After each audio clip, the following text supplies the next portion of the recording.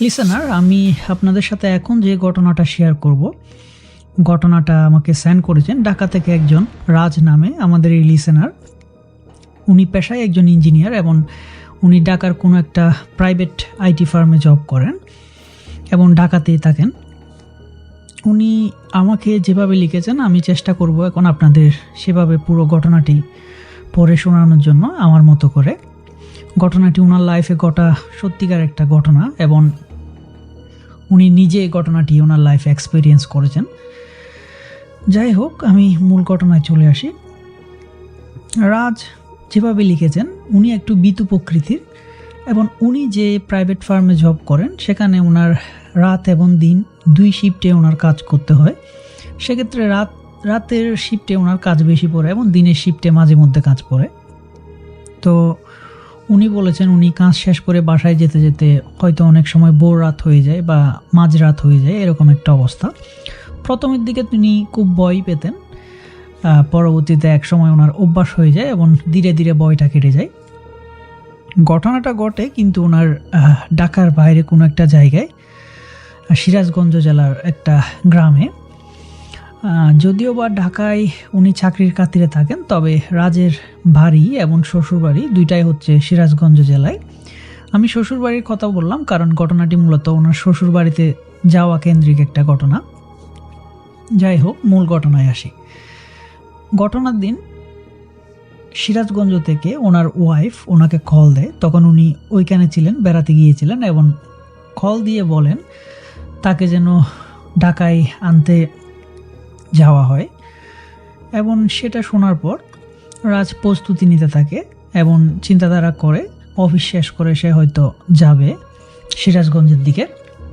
ওই দিন ওনার ডিউটি ছিল দিনের বেলা এবং দিনের সকল কাজকর্ম সেরে উনি সন্ধ্যার দিকে যাওয়ার প্ল্যান করে এবং রেডি হয়। কিন্তু ওনার সেই মুহূর্তে আরেকটা ইম্পর্টেন্ট কাজ পড়ে যায় এবং উনি কী করে, এটা শেষ করতে করতে অলমোস্ট 7:30 8টা এরকম বেজে যায়। তো গাড়িতে যখন উঠেন তখন বলা যায় 8টার মতো বেজে গেছে এবং রাজ চিন্তা করতে থাকে যে ওখানে পৌঁছাতে হয়তো দেরি হয়ে যাবে বা কিভাবে কি করবেন উনি। এরকম 7-5 ভাবতে ভাবতে একসময় ওনার বাস চলা শুরু করে এবং সিরাজগঞ্জের দিকে আগাতে থাকে। এবং উনি যখন সিরাজগঞ্জে এসে পৌঁছান তখন রাত অলমোস্ট 11টা 11:30 এরকম একটা সময় হয়ে গিয়েছে। এবং ওইখানে পৌঁছানোর পর তার স্ত্রী তাকে ফোন দেয় এবং ফোন দিয়ে জিজ্ঞেস করে সে এখন কোথায় আছে। তো রাজ বলে আমি এইমাত্র বাস থেকে নামলাম, স্টেশনের মধ্যে আছি, দেখি কোনো গাড়ি পাই কি না স্টেশনের মধ্যে, আমি চলে আসবো। তো তার ওয়াইফ বলে আচ্ছা ঠিক আছে, দেখে শুনে চলে আসো, এবং এটা বলে ফোন রেখে দেয়। রাজ কী করে, এবার গাড়ি থেকে নেমে স্টেশনের মধ্যে খুঁজতে থাকে কোনো একটা গাড়ি পাই কিনা। সে বলে রাখা ভালো, ঘটনাটা ঘটে সিরাজগঞ্জ জেলার থারাস উপজেলার কুন্দল নামে একটা গ্রামে। সো রাজ তখন ওই স্টেশনের মধ্যে খুঁজতে খুঁজতে দেখে কিছু সিএনজি ড্রাইভার এক কোনায় বসে আছে তাদের গাড়ি নিয়ে, এবং রাজ ওদের কাছে যায়, গিয়ে জিজ্ঞেস করে আমাকে কি একটু কুন্দল গ্রামে নিয়ে যেতে পারবেন কিনা। কিন্তু দুর্ভাগ্যবশত কোনো সিএনজি ড্রাইভার তখন রাজের সাথে যেতে রাজি হয় না এবং তারা বলে রাত এখন অনেক হয়ে গিয়েছে, আমরা যেতে পারবো না এখন। সো এটা শোনার পর রাজ খুব হতাশ হয়ে যায় এবং সে দেখে স্টেশনের কোনায় আরেক কোনায় ছোট্ট একটা ঝুপড়ি চায়ের দোকানের মতো আছে, ওইখানে টিম টিম করে একটা হারিকেনের আলো জ্বলতেছে। যদিও বা ওই চায়ের দোকান রাজ আগেও দেখেছিল এবং ওই চায়ের দোকানে একজন বৃদ্ধ চায়ের দোকানদার আছে, তাকে উনি চিনেন। তো রাজ কী করে, আস্তে আস্তে ওই চায়ের দোকানের পাশে যায় এবং গিয়ে ওই দোকানে বসেন। ওই চায়ের দোকানদারের নাম ছিল রমিজ চাচা, সবাই ওনাকে ওখানে রমি চাচা বলেই ডাকতো। তো রাজ করে কি, ওখানে গিয়ে বসে এবং গিয়ে বলে চাচা আমাকে 1 কাপ চা দেন। তো চাচা যেহেতু ওনাকে আগে থেকেই চিনতো, বলে বাবা তুমি এত রাতে থেকে এবং কোথায় যাচ্ছ। তো রাজ বলে আমি একটু শ্বশুর বাড়িতে যাব, আমার একটু ঢাকা থেকে আসতে আসতে দেরি হয়ে গিয়েছে আজকে, এবং আমি চেষ্টা করলাম সিএনজি নিয়ে যাওয়ার জন্য কিন্তু কোনো সিএনজি ড্রাইভার যাচ্ছে না। তো রমি চাচা বলে তুমি এত রাত করে এসেছো, এখন তো সিএনজিওয়ালারা যাবে না, এখন তুমি কিভাবে যাবা। তো রাজ বলে দেখি চাচা কোনো ব্যবস্থা করা যায় কিনা, কোনো গাড়ি যদি পাই তাহলে তো ভালোই হলো। বলতে বলতে রাজ চাটা খেতে থাকে এবং এরই মাঝখানে রমি চাচা বলে আমি তো এখন দোকান বন্ধ করে চলে যাব, তুমি কি করবা। তো রাজ চা খাওয়া শেষ করে এবং শেষ করে বলে, আপনি যেহেতু চলে যাবেন আমার আর কি করার, আমি পেটার সামনের দিকে হাঁটতে থাকি, দেখি কোনো গাড়ি যদি পাই তাহলে ওইটাতে উঠে পড়বো, না হয় হাঁটতে হাঁটতে সামনের দিকে যাই। তো এরই মধ্যে কিন্তু কি বলে গুড়ি গুড়ি বৃষ্টি পড়া শুরু হয়ে গিয়েছে এবং তার কাছে কোনো ছাতা ছিল না, কিছু ছিল না। অনেকটা বৃষ্টির মধ্যে ভিজতে ভিজতেই রাজ সামনের দিকে আগাতে থাকে এবং আগাতে আগাতে সে যখন 8-10 মিনিট হাঁটে, সে লক্ষ্য করে সে একটা জায়গার মধ্যে এসে পড়েছে, যেখানে শুধু চারপাশে বিল আর বিল এবং বিলের মাঝখান দিয়ে রাস্তাটা চলে গিয়েছে। দু প্রান্তর বলা যায়, এরকম একটা জায়গার মধ্যে রাজ এসে দাঁড়ায় এবং সে লক্ষ্য করে আশেপাশে কোনো জনমানব তো দূরের কথা, কোনো কিছুর চিহ্নও দেখা যাচ্ছে না। শুনশান একটা নিরাপত্তা এবং এরই মাঝখানে গুড়ি গুড়ি বৃষ্টি, সব মিলিয়ে খুব ভয়ঙ্কর একটা পরিবেশ। তো রাজ যেহেতু আগে থেকে একটু ভীতু ছিল, সে ভয় পেয়ে যায়, কিন্তু ভয়ে সে দৌড়াদৌড় পড়তে পড়তে সামনের দিকে আগায় এবং চিন্তা করতে থাকে যে এভাবে সে কিভাবে যাবে সামনের দিকে। এবং এই চিন্তা করতে করতে কানের মধ্যে হেডফোন লাগিয়ে রাজ খুব জোরে জোরে হাঁটা শুরু করে এবং এভাবে 5-10 মিনিট হাঁটার পর রাজ হঠাৎ করে তার পিছনে একটা ইজি বাইকের সাউন্ড শুনতে পায়। ইজি বাইক জিনিসটা হচ্ছে ছোট্ট একটা রিক্সার মতো, ব্যাটারি চালিত রিক্সার মতো, তবে অনেকটা সিএনজির মতো বলা যায়।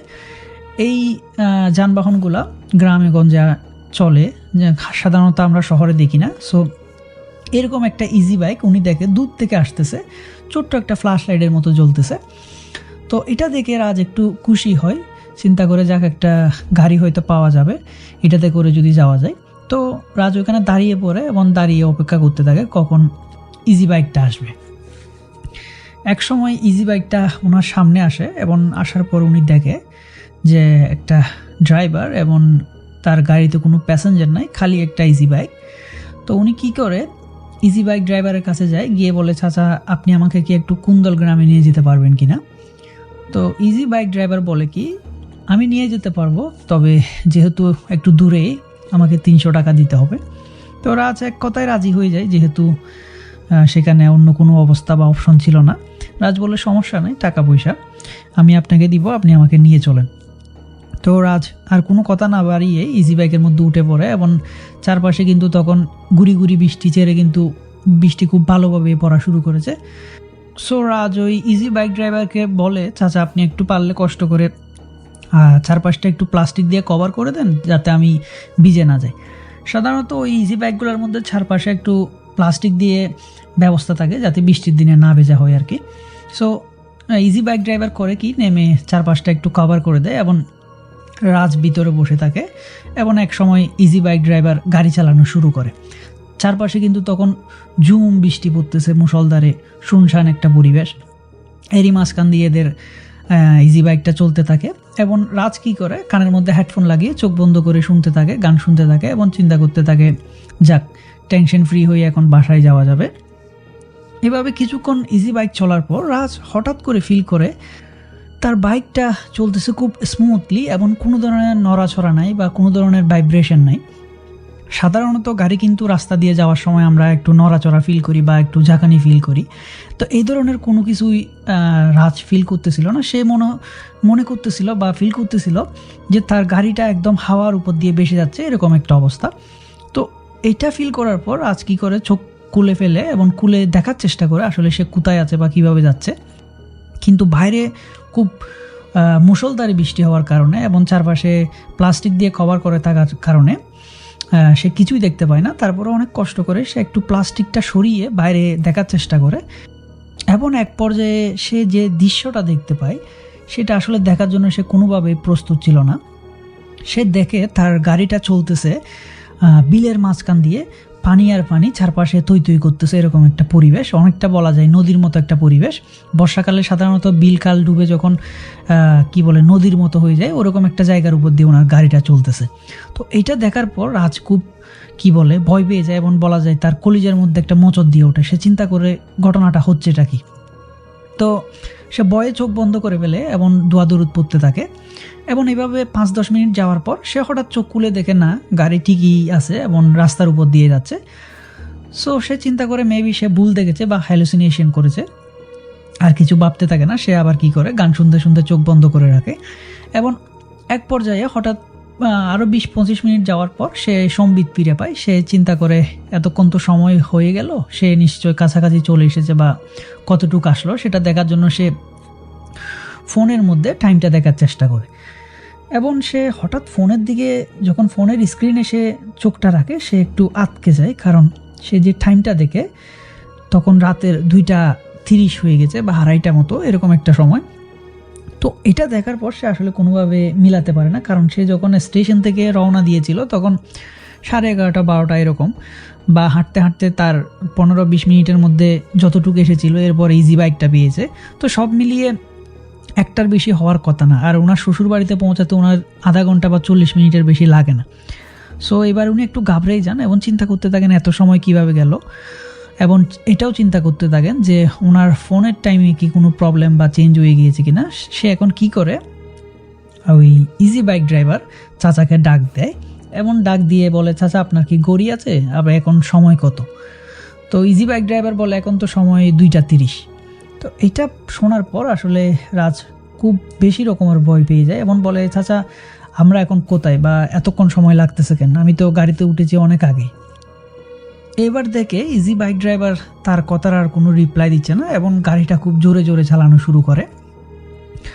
এই অবস্থাতে রাজ খুব ভয় পেয়ে যায় এবং ভয় পেয়ে ডাকাডাকি শুরু করে, চাচা আপনি এত জোরে গাড়ি চালাচ্ছেন কেন, বা আমরা এখন কোথায় আছি? তো এভাবে ডাকতে ডাকতে এক পর্যায়ে ইজি বাইক ড্রাইভার হঠাৎ সামনে থেকে পিছনে ঘুরে তাকায় এবং ঘুরে তাকানোর পর রাজ দেখতে পায় ইজি বাইক ড্রাইভারের ফেসটা সম্পূর্ণ চেঞ্জ হয়ে গিয়েছে এবং খুব বিভৎস একটা চেহারা, ভয়ানক একটা চেহারা, এবং তার চোখগুলা জল জল করতেছে। এরকম একটা দৃশ্য দেখার পর সে আসলে বুঝতে পারে যে তার সাথে যেগুলো ঘটতেছে সেগুলো স্বাভাবিক কিছুই না, এবং সে এক প্রকার প্রাণ বয়ে চলন্ত গাড়ি থেকে লাফ দেয় এবং মাটিতে পড়ার পর সে কি করে, কোনোভাবেই থামে না, সে দৌড়াতে থাকে, পড়ে যেতে থাকে। তারপরও সে এক প্রকার প্রাণ বয়ে যতটুকু তার সাধ্য ছিল সব শক্তি দিয়ে মনে করেন সামনের দিকে দৌড়াতে থাকে এবং দৌড়াতে দৌড়াতে একসময় সে নিজেকে আবিষ্কার করে কোনো একটা শ্মশানের মতো জায়গা, যেখানে উনি কিছু পুরনো চিতা এবং মানুষ পোড়ানোর পর যে পুরা খাট টাট থাকে ওই রকম একটা জায়গায় উনি নিজেকে আবিষ্কার করেন। এবং ওইটা দেখার পর আসলে উনি আর নিজেকে কোনোভাবেই ধরে রাখতে পারেন না, উনি ওখানেই সেন্সলেস হয়ে পড়ে যান। এবং পরবর্তীতে ওনার যখন সেন্স ব্যাক করে উনি নিজেকে আবিষ্কার করেন সেই রমিজ চাচার দোকানের পাশে। তার পাশে রমিজ চাচা বসে আছে এবং তার শ্বশুর এবং তার শালাও সেখানে আছেন। তো উনি জিজ্ঞেস করেন, চাচা আমি এখানে কিভাবে আসলাম? রমিজ চাচা তখন জিজ্ঞেস করে, বাবা তুমি শ্মশানের মাঝখানে কিভাবে গেলা সেটা বলো। তো উনি তখন পুরো ঘটনাটা রমিজ চাচাকে খুলে বলে যে আমি এরকম এরকম একটা ইজি বাইক ড্রাইভারকে পেয়েছিলাম এবং ওই গাড়িতে উঠে বসি, তারপরে এই ঘটনাগুলো ঘটে। পুরো ঘটনা শোনার পর রমি চাচা তাকে জিজ্ঞেস করে, বাবা তুমি যে গাড়িটাতে উঠেছিলা ওই ড্রাইভার কি দেখতে এরকম ছিল কিনা বা তার একটা বিবরণ দেয়। এবং রাজ বলে, হ্যাঁ চাচা আমি সেই গাড়িটাতেই উঠেছিলাম এবং সেই লোকটাই ছিল আমার ড্রাইভার। তখন রমি চাচা বলে, বাবা তুমি খুব ভাগ্যবান, এই যাত্রায় তুমি খুব খারাপ একটা জিনিসের কাছ থেকে বেঁচে গিয়েছো। তুমি যে গাড়িটাতে উঠেছিলা বা তুমি যে ড্রাইভারটাকে দেখেছিলা সে জীবিত কোনো মানুষ না, সে আমাদেরই গ্রামের একটা হিন্দু ছেলে, এখানে ইজি বাইক চালাতো এবং প্যাসেঞ্জার আনা নেওয়া করতো।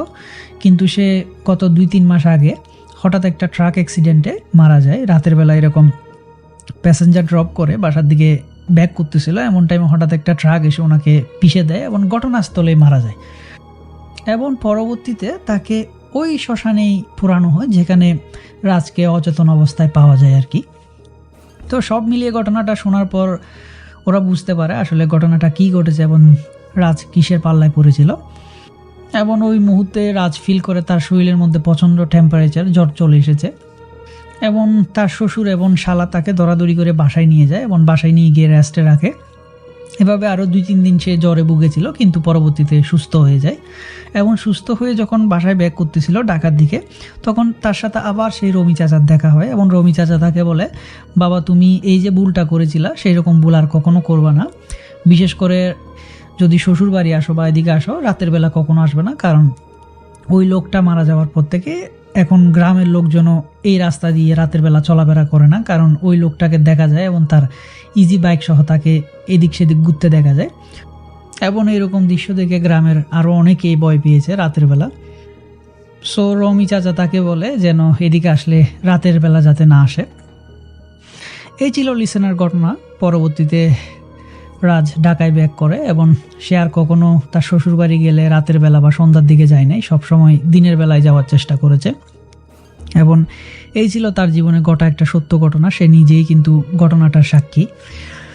আর আপনাদের কেমন লাগলো ঘটনাটা সেটাও জানাবেন। আর আজকে আমি থ্যাঙ্কস জানাতে চাই তার ঘটনাটি আমাদের সাথে শেয়ার করার জন্য, এবং সেই সাথে এটাও বলবো তার কাছে যেহেতু আরও ঘটনা আছে বলেছিল সে যেন ঘটনাগুলো আমাদের পাঠিয়ে দেয়, আমরা যাতে সবার সাথে শেয়ার করতে পারি।